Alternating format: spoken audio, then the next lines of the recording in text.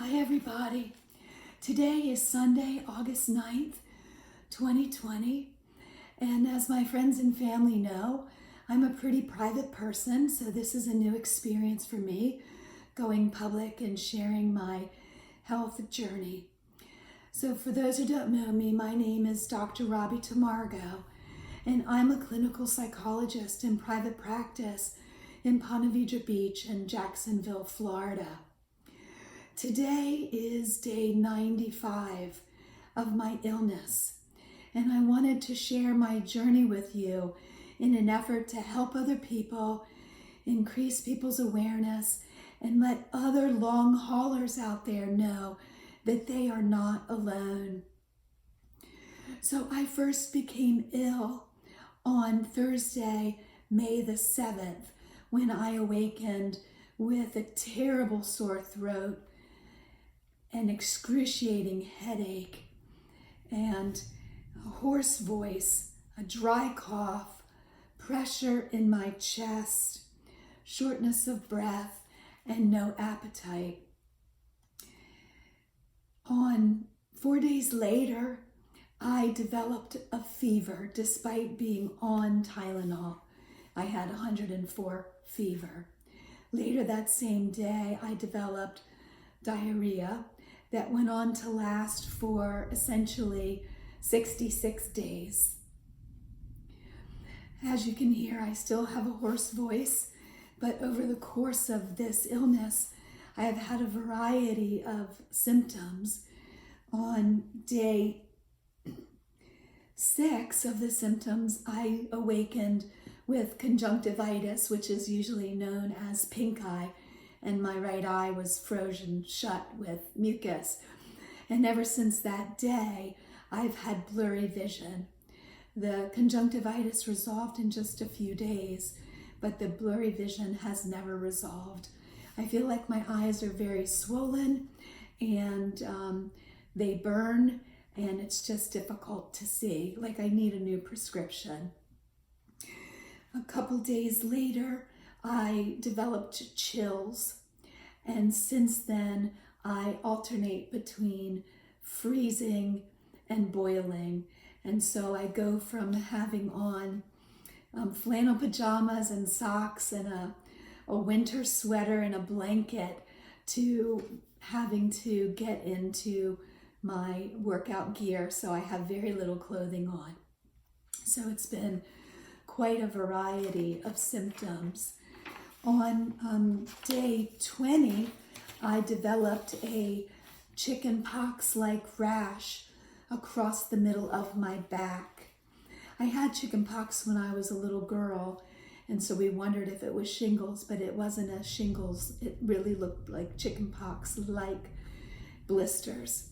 And that lasted for about 12 days.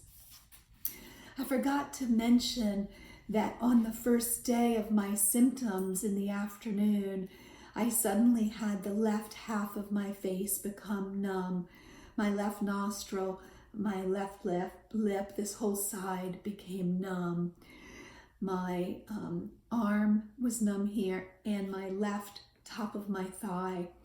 So I called the COVID hotline and was told to go to the emergency room, where a CT was done, and there was a suspicious looking artery in my brain, the right middle cerebral artery. It looked like it had a thrombosis in it, which is a medical term for a blood clot. So I was admitted to the hospital and given heparin, and that prevented me from having a full stroke. So I was diagnosed with a TIA.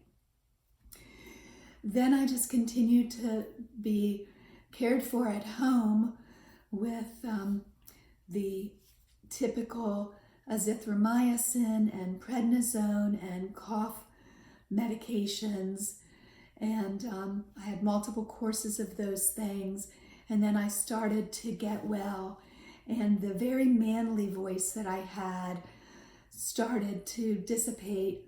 And on May the 29th, which was day 23 of my symptoms, I got this hoarse voice. And so it's pretty good. I can function with this voice. So I was getting excited that I was getting well.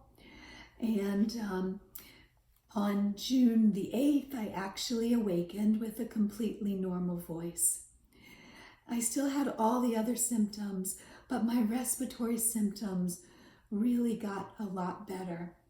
I forgot to mention that about 2 weeks in, my respiratory symptoms worsened significantly and moved down to the middle of my chest, where I had tremendous difficulty breathing. And at that point, I was diagnosed with small airway disease. And on the chest CT, it looked similar to what is seen in somebody with COPD or asthma. And I don't have either of those things. In fact, before I got ill, I was a 6 a.m. Devotee to Orange Theory Fitness, where I've been going for the last year and a half, Monday through Friday, and sometimes Saturday and Sunday as well. So I haven't had any lung issues. In fact, I started being a competitive runner when I was 12 years old, and I was a Division I athlete at the University of Maryland, Baltimore County as well. So I have never had breathing issues until this illness. And so I started getting better and had those 4 really nice days, June 8th through 11th. And then the night of the 11th, about 10 o'clock, I spiked a fever again of 101.1. Up until that point, I hadn't been really going above 100.4. The next morning, Friday, June 12th, I awakened with the full hoarse voice again. The whole respiratory symptoms were back, the cough, the chest pressure, as well as all the other symptoms I mentioned earlier, the headache and the fatigue and the GI symptoms. Later that day, I developed a stabbing pain in my rib cage in the back, right in the middle of my rib cage in the back. It felt like I was getting stabbed with an ice pick. And I got extreme shortness of breath, and the pain came around my side to the front, and I couldn't take a deep breath without extreme, excruciating pain. And I called my primary care doctor, and they told me to go to the emergency room, which I did. I got to the emergency room and was examined, and I did not have a pulmonary embolism, but I had what was called pleuritic pain, and they gave me morphine, and it took the 10 out of 10 pain down to about a 6. I didn't even go to sleep. In fact, I didn't go to sleep for 2 days. The pain was so bad. The following day, I had to go back to the emergency room again, where I could get another treatment with morphine and then higher level of pain medication to be discharged on, because the cough medicine with the codeine that I received didn't do anything for the pain. I then was referred to a pulmonologist, and I forgot to mention a few things along the way. This is what is often referred to in the long haulers group as COVID brain.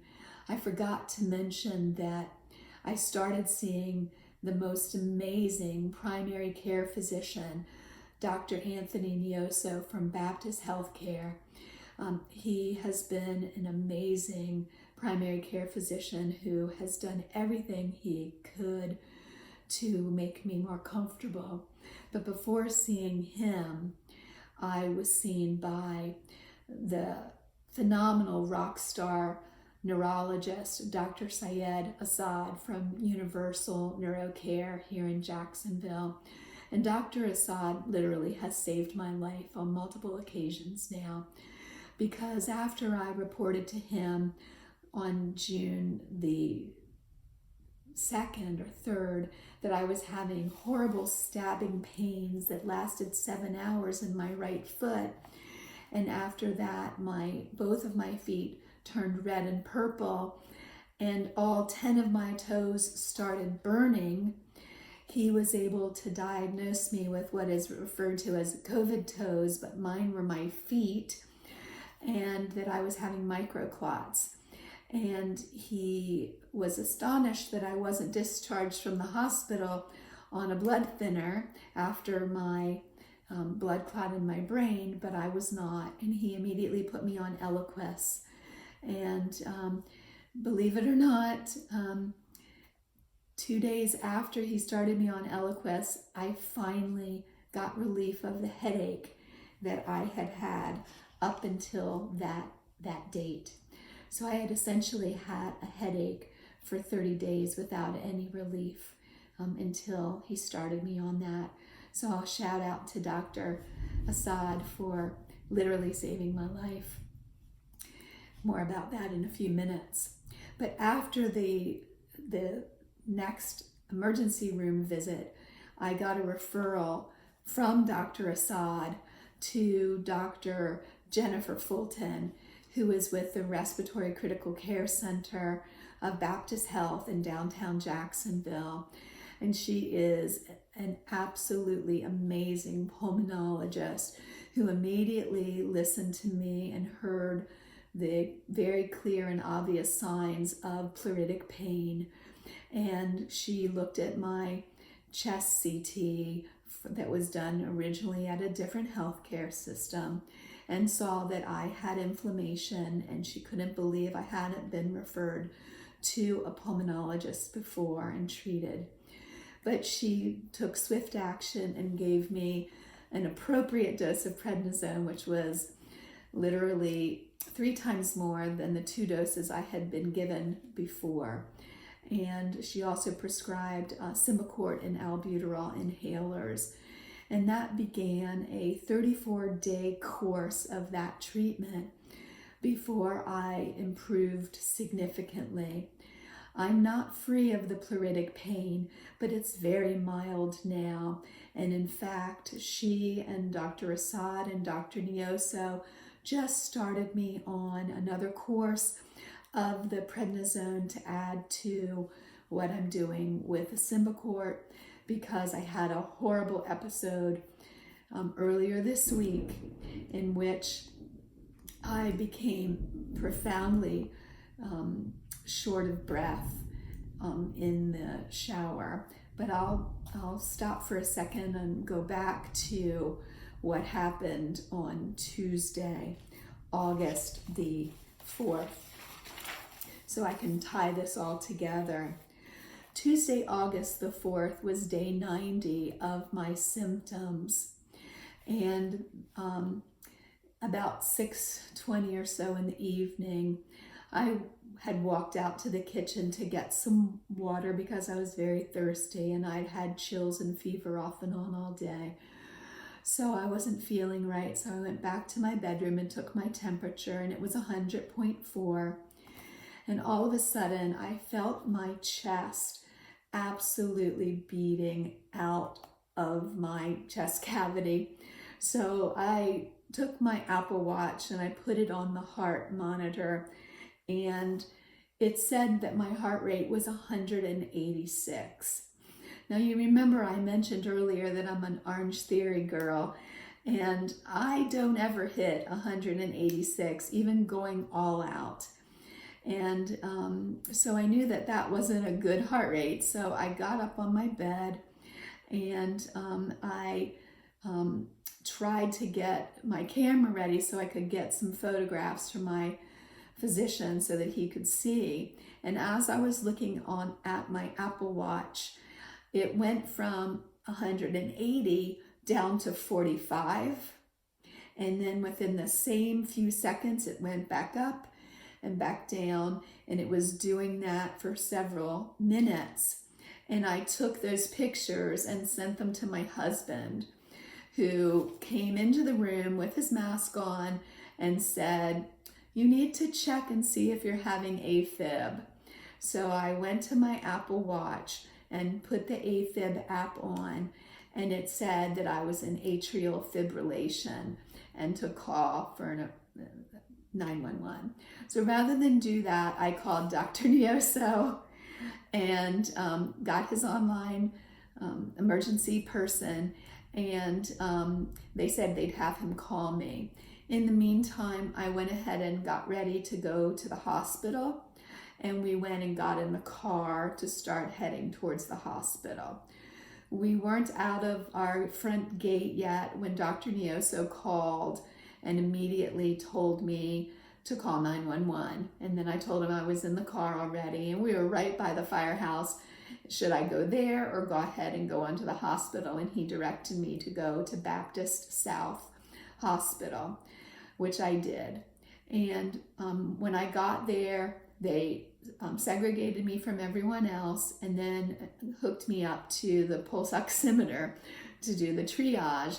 And then the medical assistant who was doing that immediately said to someone else that my pulse was going up and down from, she said, 167 down to 50.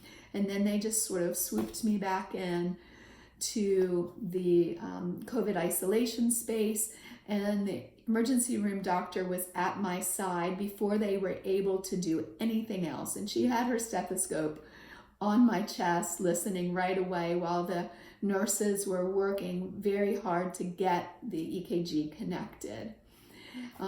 I'm sorry that I can't remember her name, but she was amazing. So whatever ER doc was, I just remembered it. It's Dr. Tarrer, Tarrer.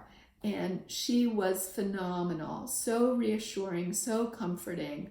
And so she took care of me and immediately diagnosed that I was indeed in atrial fibrillation and gave me the medication that I needed to get that under control. Ultimately, it took about 10 hours and the medication got my heart rate under control. And I was seen by the most amazing cardiologist, Dr. Simone Nader. And she is amazing as well. Her bedside manner was phenomenal, so reassuring, so encouraging. And she told me that my echocardiogram was excellent, that my heart looks very good, that this is just what this virus does, and that we don't know that much about it yet, that we're all learning together, but that my actual heart looks good. And so that was super encouraging. I got discharged from the hospital Thursday night, and then Friday was when I decided to take a shower.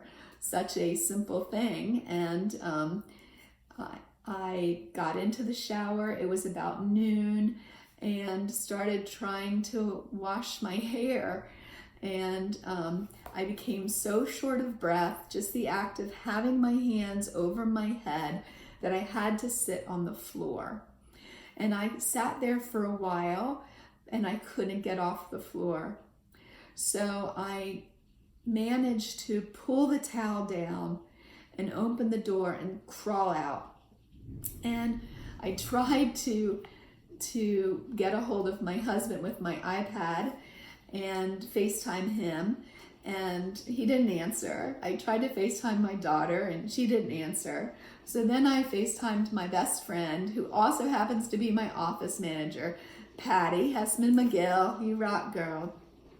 And she talked to me in case I felt like I needed some emergency help. My mom is 81 and she was in the house, but she couldn't hear me. She was on the opposite side of the house. She couldn't, I think she was asleep. And so I just needed a lifeline. I didn't have my phone in the room, and it didn't dawn on me that my Apple Watch was on the bathroom counter, but I had my iPad for listening to music. So I had her support to get through that, and I'm eternally grateful. So I got through that, and eventually was able to get off of the floor and to get myself dressed and get myself on my bed when I called the cardiologist's office, and they told me to take another dose of the metoprolol. And then later that day, the cardiologist called me herself and told me exactly what to do if that were to happen again. but basically I'm going to be on bed rest until I see her next week. Take it very easy and not overdo it. So I think that's the update. Back to where I am today, where my team, my awesome team, all agreed to go ahead and put me back on the prednisone. So I'm on 60 milligrams prednisone. I started it again today, and I'll be tapering that very slowly under the supervision of my whole team so that we can get this whole thing back under control. So I hope this wasn't too rambling, and I appreciate you listening to me. I'm going to leave with just a plea to everyone. Yes, I'm an essential worker, and I was seeing patients, and I'm pretty sure that the patient that I got exposed to, we were not wearing a mask on that day because it was before we were all mandated. In fact, before we were even told to wear masks. And about 2 weeks later, I experienced, I started with fatigue. I didn't chalk it up to anything, but Patty had gotten sick those 2 weeks as well. So we're pretty sure that we know where the exposure was. But there's never 100% certainty. After that exposure, I wore a mask 100% of the time with every patient that I saw, and at that point I only saw about 10% of my patients in person, and they were also wearing masks. So wearing a mask is super important, if not for your health, for somebody else who might be immune compromised. So please consider wearing a mask to protect yourself and to protect the people that you love, because we've all heard about the people that are dying from this. And of course we need to hear about them because they're the most important people that science needs to understand so that we can save their lives. And we know about the asymptomatic super spreader people, and then the people that are mildly ill, like my husband and daughter. My daughter was sick for 7 days, and she had 3 symptoms: diarrhea, a headache, and fatigue. My husband had those exact same symptoms for 3.5 days. Neither of them ever had a fever.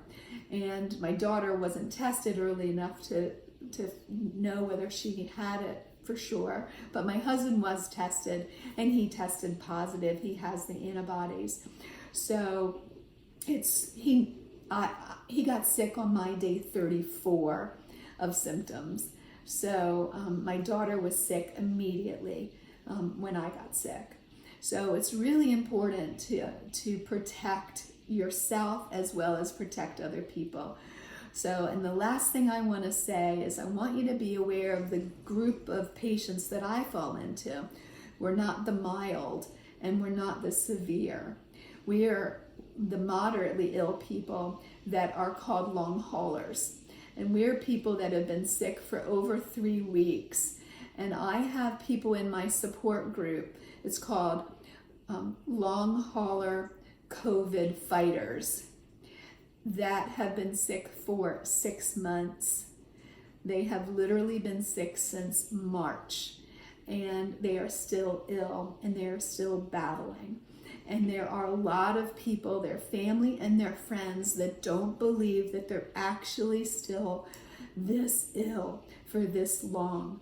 So that's why I'm making this video, because I want people to know that there are people that are legitimately this ill this long. It is not a mental illness. It is not anxiety. It is not psychosomatic.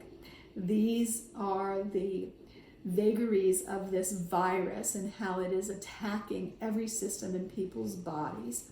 So I'm asking people to please stop medically gaslighting or simply gaslighting people that you don't believe that this could be real, because I'm living proof. I don't suffer from any mental illness. I've never had symptoms due to anxiety or stress. So I thought it was important for me to speak up on behalf of everybody in my support group. Thank you for listening. Bye.